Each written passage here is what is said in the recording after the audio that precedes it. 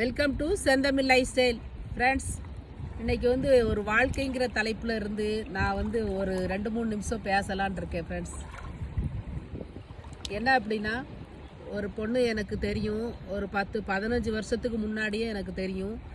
அவள் ஒரு school teacher, என் பசங்களுக்கு கூட டீச்சராக இருந்திருக்காங்க. சமீபத்தில் நான் மீட் பண்ணேன். எங்கள் வீட்டுக்கு வந்திருந்தாங்க. அப்போது அவங்க தம்பி ஒரு மேரேஜ், அதுக்காக எங்கள் வீட்டுக்கு வந்திருந்தாங்க. அந்த நேரம் கேட்டிருந்தேன், கையில் வளையல் இல்லை, பொட்டு இல்லை, பூ வைக்கல, ஏன் இப்படி இருக்கீங்க அப்படின்னு கேட்டேன்.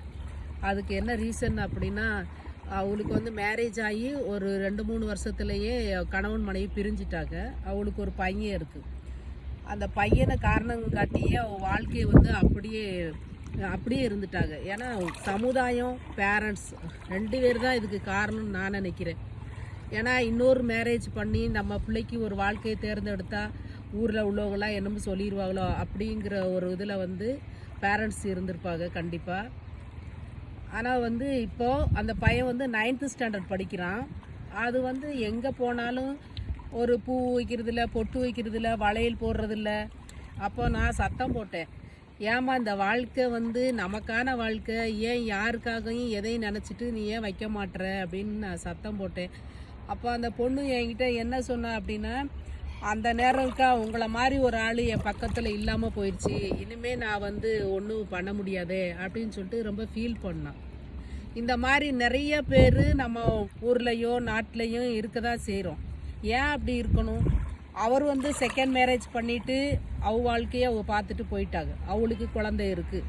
அப்போது இந்த பொண்ணு யாருக்காக இந்த வாழ்க்கையை தியாகம் பண்ணுறான்? இந்த பையனுக்காக தானே. இப்போ கூட அந்த பையன் ஒரு பொட்டு வைக்காமே ரொம்ப நாளாக இருந்தனால எப்போயாவது பொட்டு வச்சா கூட அந்த பையன் இந்த பொட்டை எடுத்து விட்டுறானா, வேண்டாம் மாமி இந்த பொட்டு இல்லாமல் இருக்க தான் நீ நல்லா இருக்க அப்படின்னு. அவங்க அப்பா அம்மா சப்போர்ட் இருக்கிற வர அந்த பொண்ணு ஒரு வேலைக்கு ஓரளவு ஒரு சந்தோஷமாக இருக்கலாம். அதிகமாக சந்தோஷமாக இல்லாட்டியும் அப்பா அம்மா இருக்காங்க அப்படிங்கிறதுனால ஒரு சந்தோஷமாக இருக்கலாம். அவங்க அப்பா அம்மா காலத்துக்கு பின்னாடி அந்த பிள்ளை ரொம்ப கஷ்டப்படும். எவ்வளோதான் காசு பணம் இருந்தாலும் ஒரு ஆண் துணை இருக்கிற மாதிரி இருக்காது ஃப்ரெண்ட்ஸ்.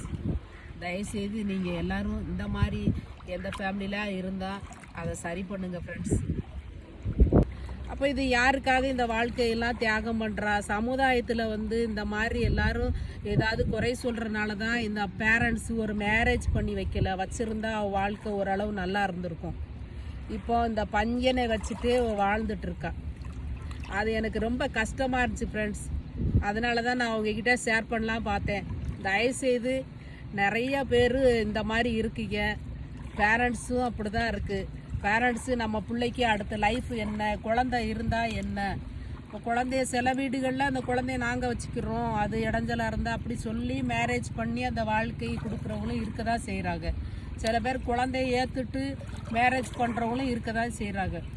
அதனால் இந்த மாதிரி பிள்ளைகளுக்கு பேரண்ட்ஸு சப்போர்ட் பண்ணுங்கள் ஃப்ரெண்ட்ஸ். அதுதான் நான் தெரியப்படுத்தலான்னு நினச்சிருந்தேன். சரியாக தப்பான்னு எனக்கு தெரில. எனக்கு தோணுச்சு, என் மனசில் உள்ளதை உங்ககிட்ட ஷேர் பண்ணியிருக்கேன். இது உங்களுக்கு பிடிச்சிருந்துச்சின்னா நீங்கள் லைக் பண்ணுங்கள், ஷேர் பண்ணுங்கள், எங்கள் சேனலுக்கு சப்போர்ட் பண்ணுங்கள். தேங்க்யூ.